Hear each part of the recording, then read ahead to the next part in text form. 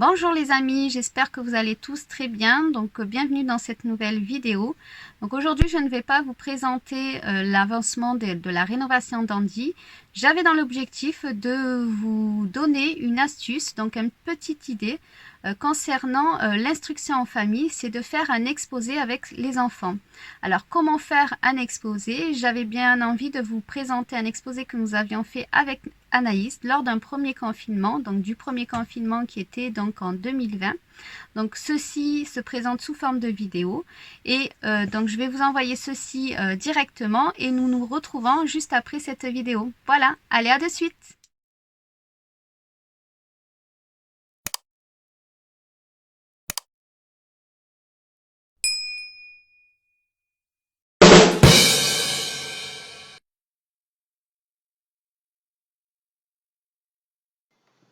Bonjour, je m'appelle Anaïs Mateil. Je suis en CM2 et actuellement je fais l'école à la maison avec ma maman. Pour mon plaisir, j'ai décidé de faire des exposés sur chaque pays et leur culture sous forme de présentation vidéo. Mon thème d'aujourd'hui est sur le pays de la Bolivie. Allez, je vous emmène!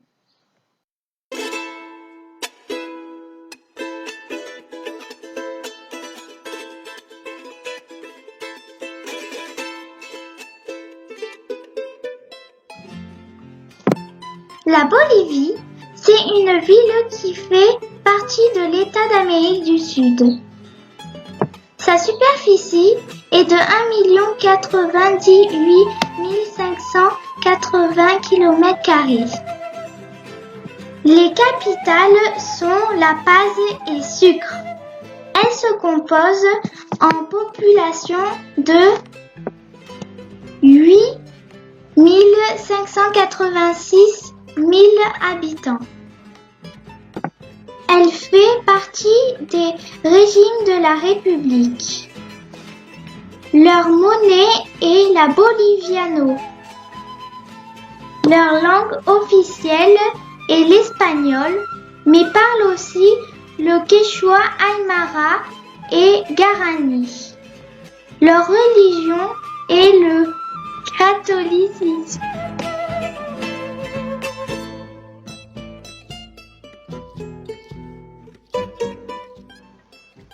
Au Pérou, comme en Bolivie, on retrouve le lac Titicaca. Si tu veux découvrir le plus haut lac navigable du monde, tu dois aller en Amérique du Sud, au cœur de la cordillère des Andes, la plus longue chaîne de montagnes du monde. Mais je vous en parlerai un peu plus tard. C'est ici, à 3809 mètres d'altitude, que se trouve le lac Titicaca. Il est très grand, 200 km de long sur 100 km de large. Tu pourras accoster sur l'une de ces 40 îles pour rendre visite aux Indiens Aymara ou poser le pied sur les étonnantes îles flottantes qui sont entièrement construites avec des tiges de totora sur une sorte de jonc. Le savez-vous? Une légende raconte que le diable était très jaloux des habitants qui vivaient heureux en ce lieu. Un jour, il les força à se rendre dans la montagne malgré l'interdiction des dieux. Pour punir les hommes, les dieux les livrèrent aux pumas qui les dévorèrent. Ensuite, les dieux changèrent les pumas en pierre. Ce drame fit implorer le dieu du soleil que ses larmes formèrent un lac.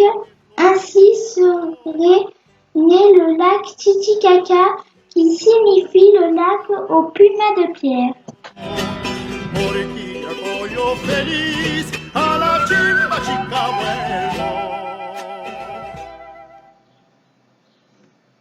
Les Boliviens vivent de leur économie, l'agriculture qui est le soja, le sucre, les pommes de terre, riz, maïs, café et le blé. Ils vivent de leurs richesses naturelles, tout comme l'étain, le gaz, le pétrole, le plomb, l'or et l'argent.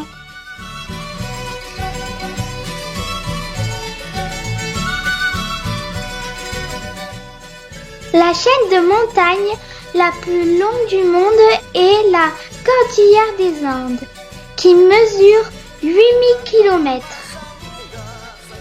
Autour de sucre, Luzmila a 8 ans.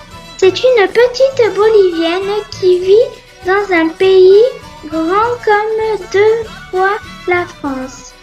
La Bolivie, l'État le plus pauvre d'Amérique du Sud, est couverte de montagnes, de volcans et de hauts plateaux.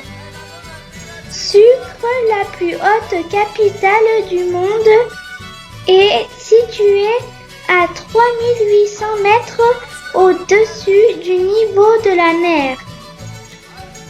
Les maisons de sucre n'ont pas de cheminée, bien qu'il fasse froid car l'air manque d'oxygène à cette altitude. La moitié de la population est d'origine indienne et vit sur l'altiplano, haute plaine où l'on trouve les conditions de vie les plus hospitalières du pays. Le hameau où vit Luzmila est situé au milieu d'un volcan éteint, dans le cratère de Maraga.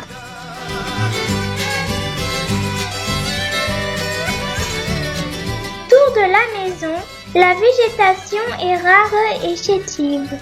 À 4000 mètres d'altitude, le décor de l'altiplano paraît rude, pourtant le climat y est sain et le ciel est dégagé presque en permanence.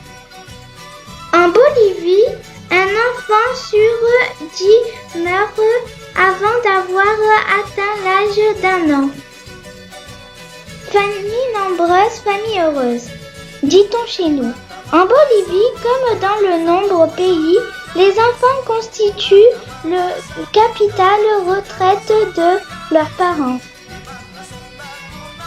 Quand ceux-ci seront trop vieux pour travailler et subvenir à leurs besoins, ils seront pris en charge par leur enfant. Luzmila a 5 frères et sœurs et sa maman enceinte attend un 7e enfant.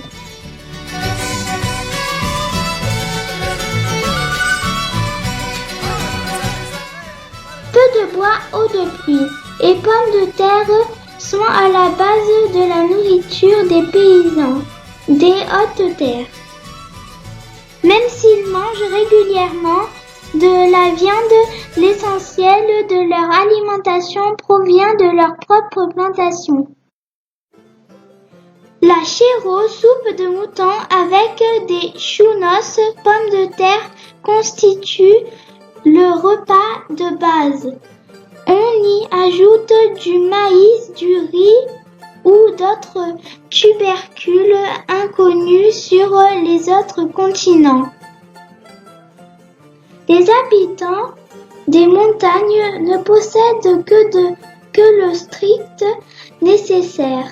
La cuisine témoigne d'un confort de vie sommaire, ni table, ni chaise, encore moins d'électricité. Tout se passe au ras du sol.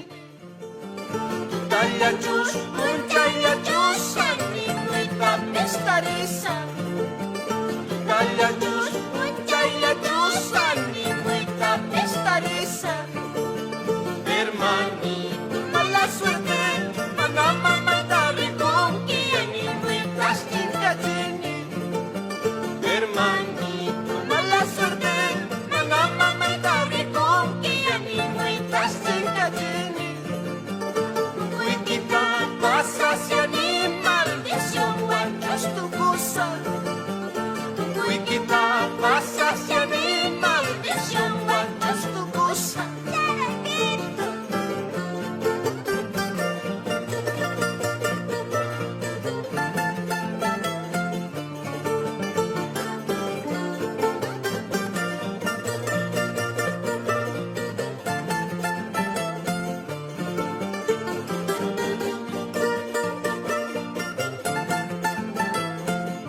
Marta, Vicente, muñequita.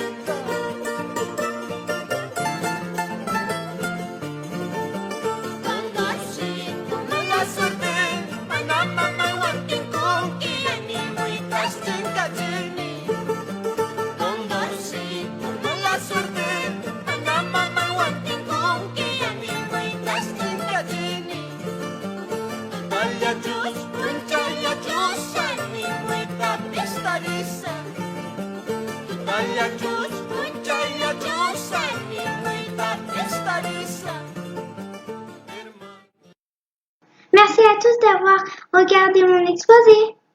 Je vous laisse regarder mes photos. Des bisous!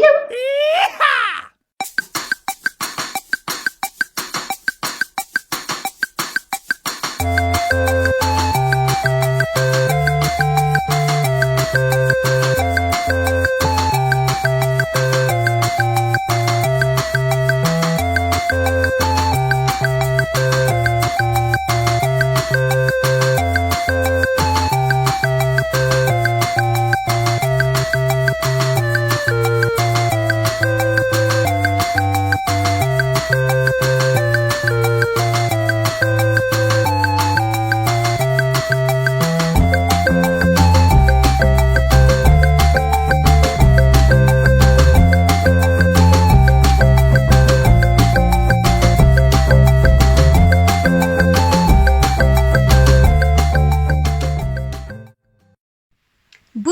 Et voilà, donc j'espère que ce petit exposé vous a plu. Donc c'était une petite astuce que je souhaitais vous partager car c'était vraiment très enrichissant pour Anaïs parce que du coup, elle a choisi de faire cet exposé sous forme de vidéo. Et donc pour ma part, j'ai pu voir quand même beaucoup d'évolution de son côté car ça a vraiment donné de l'importance car du coup, elle a travaillé tout ce qui était confiance en elle.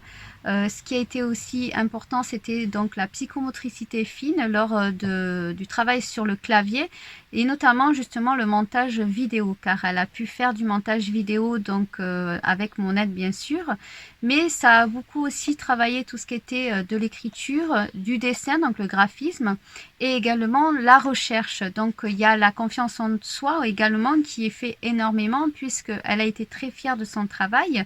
Donc moi je trouvais ça très important de pouvoir vous le partager parce que nous pouvons partager ceci entre nous pour donner des petites astuces sur des exposés pour ceux qui souhaitent travailler en instruction en famille et notamment pour les personnes qui sont sur le thème du voyage et qui sont en train de voyager également ou pas hein, parce que ça peut être sur tout style de voyage, de thème plus ou moins, mais pour les personnes qui sont en voyage, c'est très important aussi de savoir si nos enfants ont tout à fait compris justement ce qu'ils ont appris sur un pays quelconque.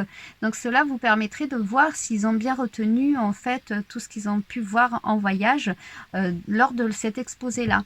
Donc ça c'est très très bien de pouvoir le partager avec nos enfants parce que du coup ça les motive énormément. Moi je trouve ça une très bonne idée. Maintenant, si cela vous a plu, je vous invite à mettre des petits commentaires. Également, mettre aussi, si vous le souhaitez, partager vos astuces sur l'instruction en famille. Et cela, moi, je serais ravie de pouvoir échanger avec vous. Donc, je vous invite également à mettre des petits pouces et à vous abonner à notre chaîne pour plus d'astuces sur l'instruction en famille. Je vous dis à très bientôt. Des bisous.